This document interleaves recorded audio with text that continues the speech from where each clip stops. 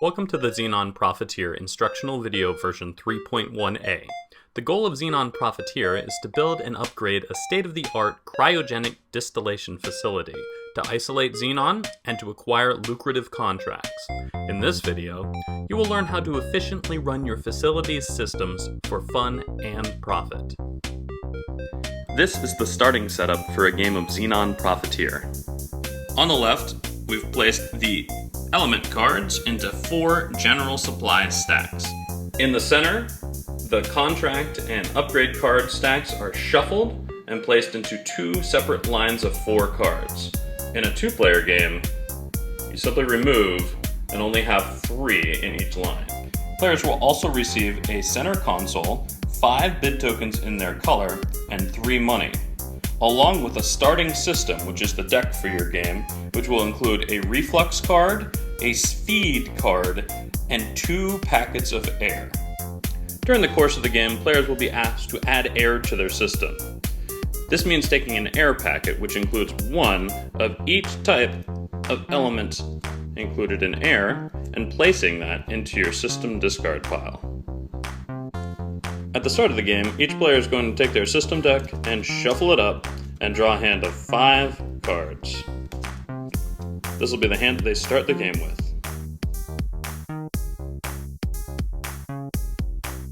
Each player has a center console card that's going to tell them the order of operations for each turn of play. They're going to start by distilling each turn, but then they're going to have a choice between air or wipe, and then another choice between buy or bid. Each action must be taken in the order they're shown on the center console, and each action must be taken when chosen. In Xenon Profiteer, players are going to be tasked with trying to isolate xenon using the distill action. And that's the first action you'll take every single turn, and probably one of the most important to understand. If you look here at the scale, there's a hierarchy of elements, and it tells you that nitrogen is at the top, and then oxygen, krypton, and then xenon. So before you can get rid of any oxygen in your system, you're going to have to get rid of the nitrogen. So let's take a look at a sample hand. So right now this player has a nitrogen, 2 oxygen, and 2 xenon. So if they were following the normal hierarchy, which you see here, they would have to distill all their nitrogen first. So in this case, they would have to take this nitrogen and place it back into the general supply. It never gets discarded, it just goes back in the general supply, thereby making it easier on a future turn for them to distill more. Now the other thing that a player can do in this case, now that they've distilled once, they always have the option of flipping over into overtime. Now, overtime is a sort of truncated turn. You see you have all the options here, but when you flipped over to overtime, you can distill twice, but you take a sort of different style of turn that you're going to follow. So less choices, but you do get to distill twice. In this case, if he were to distill twice, not only does he get rid of the nitrogen, he's also going to get rid of all the oxygen. He's going to be left with the 2 xenon in his hand. Since he only has 2 xenon in his hand, these are going to be isolated. He's going to splay them and place them next to the facility. Now let's see another quick example. Player has drawn a nitrogen krypton, but he also has 2 of these special starter upgrades within his system. Well, now he has a few different options that he can take on his turn. Now normally, he's going to have to get rid of the nitrogen. That's pretty much all he could do. So in this case, he might just get rid of the nitrogen. But before his distill phase is over, he's got a little ability here. So you start the game with reflux, which allows you to discard a card from your hand. Now he's not going to be able to put this back in the general supply, but he will be able to discard the krypton. So what he's going to do is take this card, and anytime that you play it right into your discard pile. So we'll just imagine there's a discard pile there. And this card is going to be discarded. Since he only has xenon left over in his hand, he's going to get to isolate that xenon. Any other cards that are upgrades that do not count as elements are not counted towards whether or not you can isolate xenon. So you have a few different options that you can take when you're distilling, and you can use abilities that are used during a distill to help in distilling that xenon out. So after distill, we have air or wipe. Now normally when players begin and take their first air action, they're going to take a packet of air, which is 1 card of each type as explained earlier, and they'll take $2 from the general supply This gives them capital to start with, and also air that they can work with during the course of the game.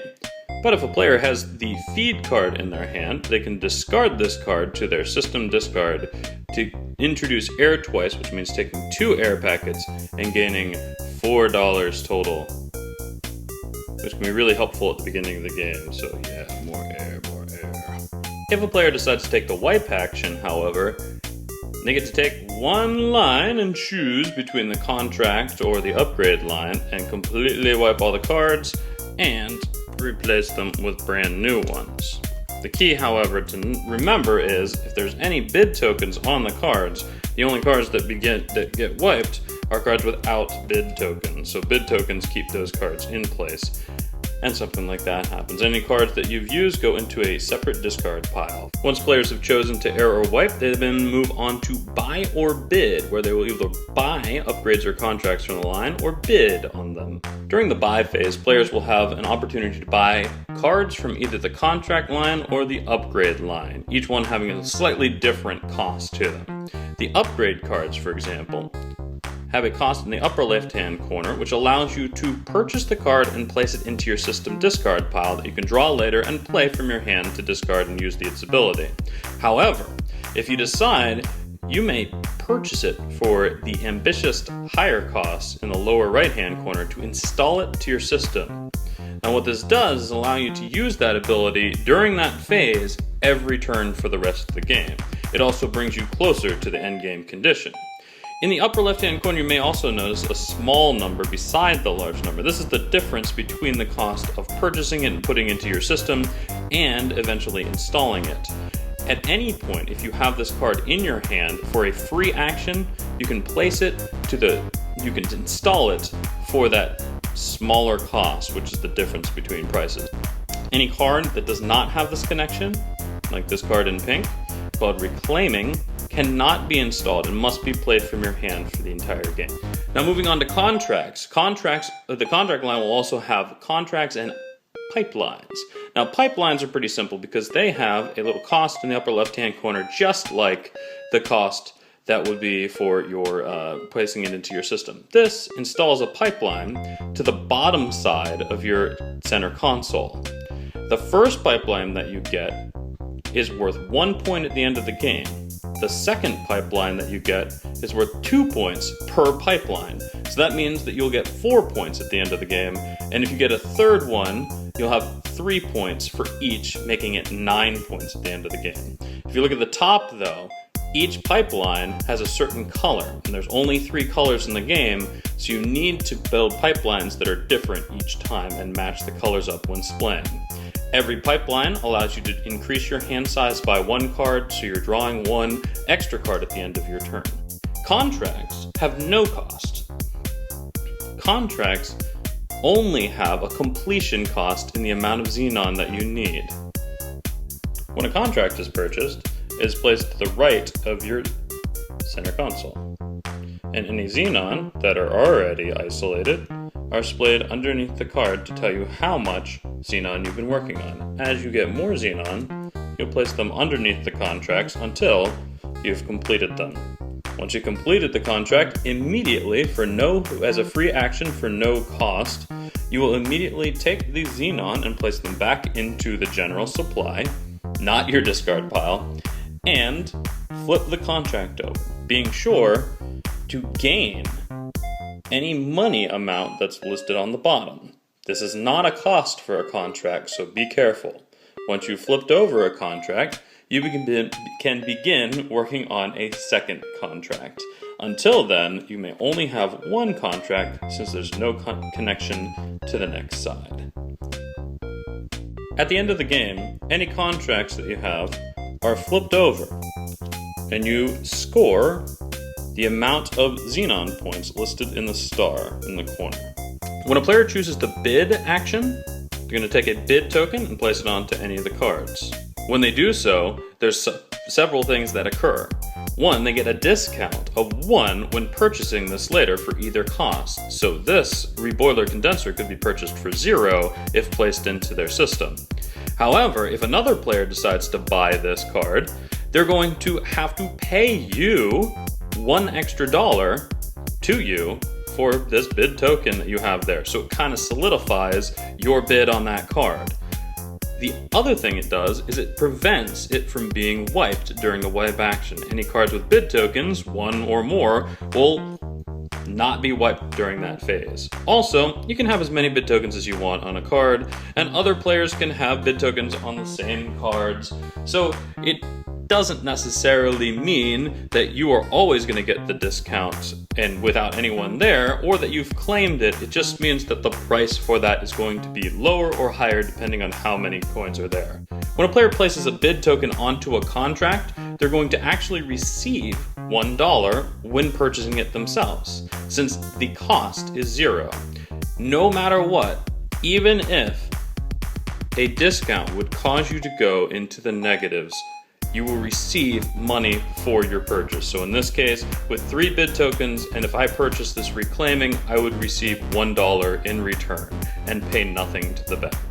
At the end of a player's turn, they're going to refill any lines they've drawn cards from, and then take a look at their hand and see if there's any cards they'd like to discard, or maybe all of them, or maybe they'll just keep a Xenon in their hand and draw back up to their hand size, which is 5 at the start.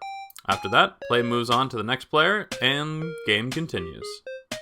The game end is triggered when a player has built 5 upgrades or completed 5 contracts. At that point, they grab the Xenon privilege token and decide, do they want to take 3 Xenon points right now and skip their final turn, or take the final turn of the game. No matter what they choose, every other player gets 1 more turn, and then the game ends and points are tabulated.